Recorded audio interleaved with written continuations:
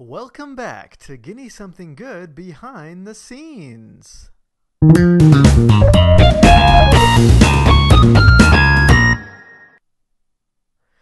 Okay, so in this episode, we will be continuing where we left off in, I believe, episode 2, where I was talking about drawing a cartoon background for what you might now have figured out is for the animation Joe versus the Environment, collaboration I did with the Pocoyo channel for Earth Hour 2015.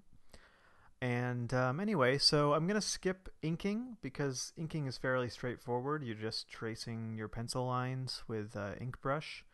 And I'm going to get into the coloring. So let's go ahead and get started. Okay, so this is at 4,000 times speed, so it's going to go by kind of quickly. I'm not sure how much I'm going to have to say about coloring, so hopefully I can fill this time. But basically, here's the car, and colored blue, and I'm just sort of going through, and now I'm shading it. So the first step is laying down flat colors and just choosing the right colors. And then here I colored the outside lines from black to a dark blue so that it doesn't pop out as much. It's more of a background element. I added shading. Then I started adding highlights. And then I'm adding even more highlights on top of those highlights because I want to get that shiny car feeling. And I'm definitely looking at a reference here. I'm looking at a photo of a car to try to match at least some details of the lighting that I saw. Okay, so here's the garbage pile, and I'm coloring this with flat colors, starting with yellow, and then adding some orange to be kind of like the designs of what would be on the wrappers. And I experimented there with a little bit of triangles and trying to sort of make a pattern, but I didn't think it worked. So I tossed that and moved on. Now I'm adding shading.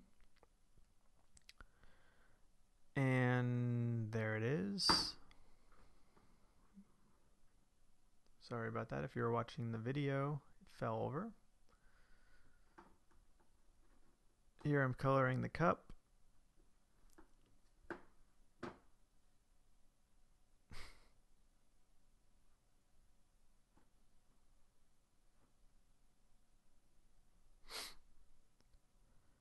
Okay, sorry about that. So, colored the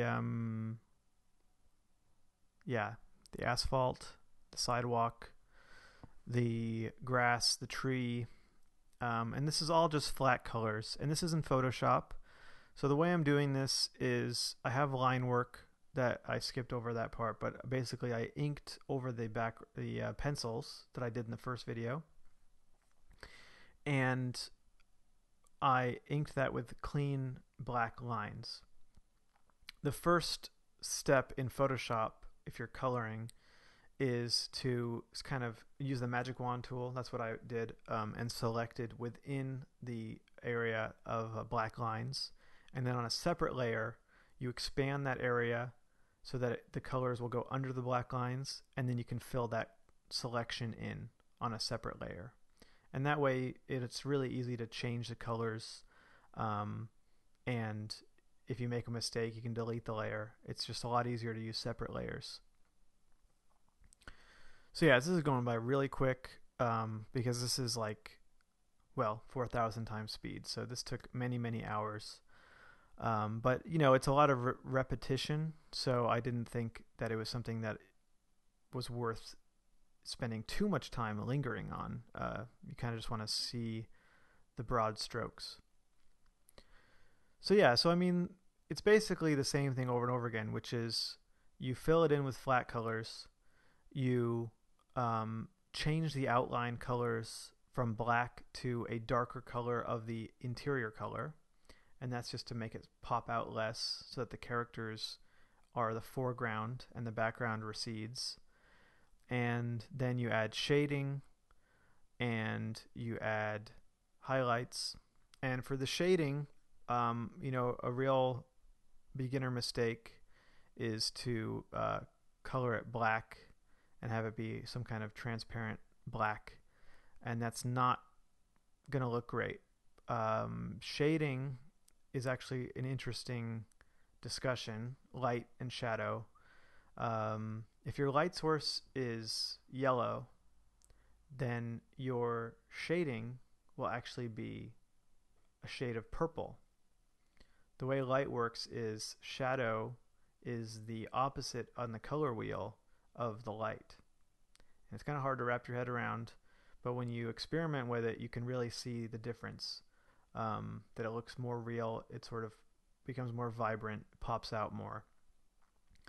So I'm not an expert in coloring by any means. I do a lot of trial and error, and the finished product of this background, a lot of it's actually done in After Effects, where I tried to push the background layers further into the background using like adjustment layers to make it more blue, to simulate atmospheric perspective, where there's like layers of atmosphere in between you and like further objects.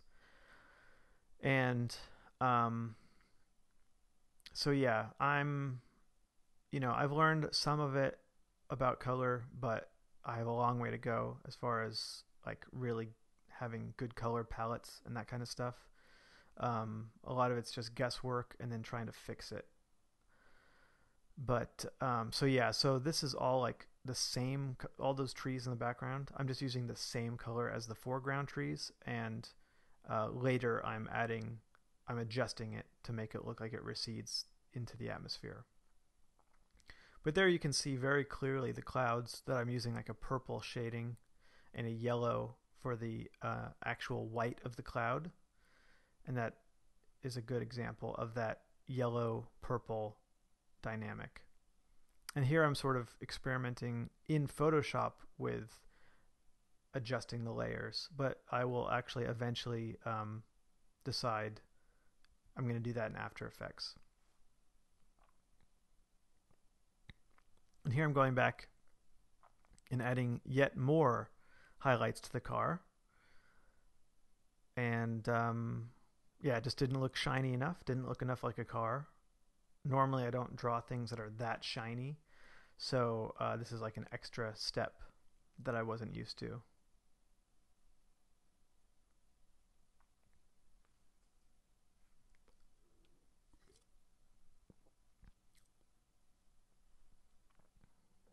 Yeah, it's funny. I mean, I'm not too happy in a way with how this turned out, but as an artist, you just see your flaws. So there's definitely like cool stuff that I figured out this time, and in certain ways it's an improvement. Here I'm adding some texture to the tree, and that's something I was experimenting with. I haven't really done that where I add texture by hand. I had experimented with like dropping in photo textures, and that creates kind of a collage feel. But I was trying to make it look a little bit more painterly, so I was trying to by hand add texture. I think it's okay. I think, it all takes practice, and this is something that this is like my least practiced area. So obviously it takes time, and I do better now than obviously I did before. But anyway, that's the end of that video, and so here's the finished background, and you can see it in the Joe versus the environment animation. Alright, so thanks for watching the process, and next time we'll get into something else. So see you then.